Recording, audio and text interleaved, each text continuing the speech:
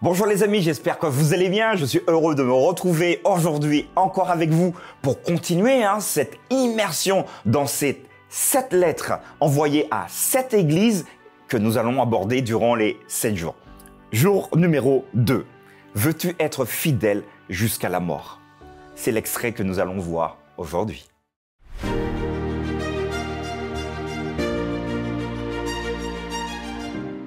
La pensée du jour se trouve aujourd'hui dans Apocalypse, chapitre 2, verset 10. Ne crains pas ce que tu vas souffrir.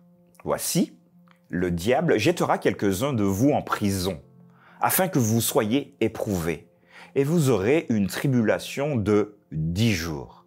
Sois fidèle jusqu'à la mort, et je te donnerai la couronne de vie. Voilà cet extrait de cette seconde lettre adressée à l'église de Smyrne. Sois fidèle jusqu'à la mort.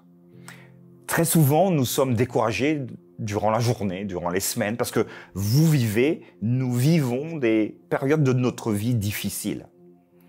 Pour cette église, c'était la même chose. Elle avait de bonnes réalisations à avoir. Mais ici, il semblerait qu'il y ait un essoufflement de leur énergie. Ils avaient plutôt tendance à abandonner, comme nous l'avons vu hier, leur premier amour, mais pire, à imaginer de fonctionner différemment pour avoir la faveur de Dieu.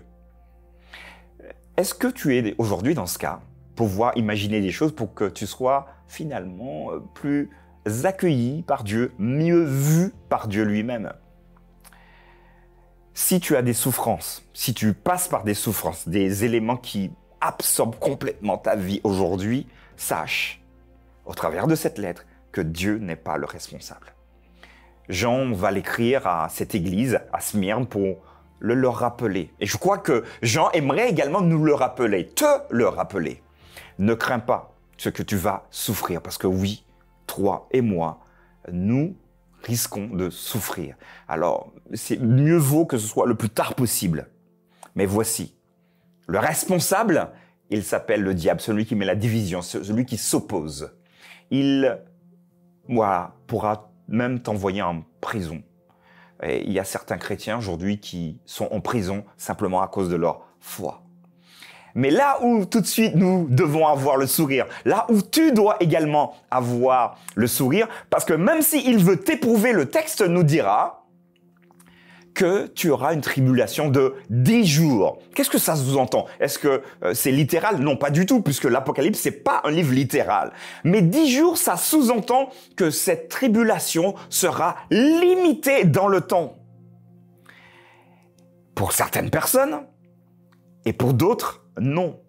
Elles devront affronter la mort. Et là, l'encouragement arrive.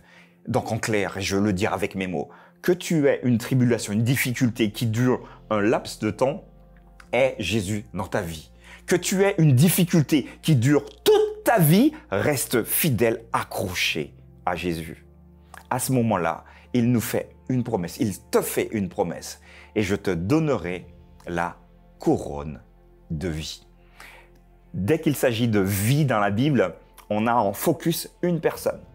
C'est la réalisation même de qui est le Christ, de qui est Jésus.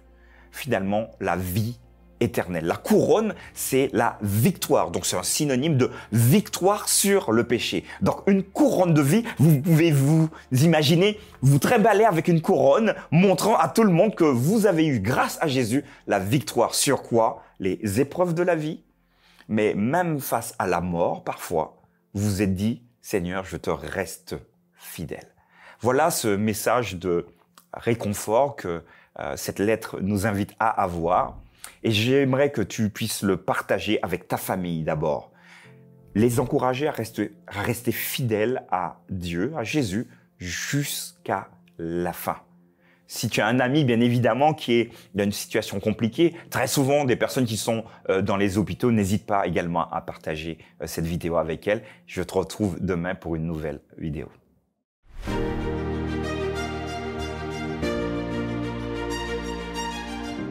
Voilà les amis, j'espère que vous allez bien. Alors ça a été une lettre un peu délicate, vous voyez qu'il faut l'aborder avec délicatesse. Encourageons tous ceux qui sont dans le malheur, qui vivent des choses compliquées et difficiles.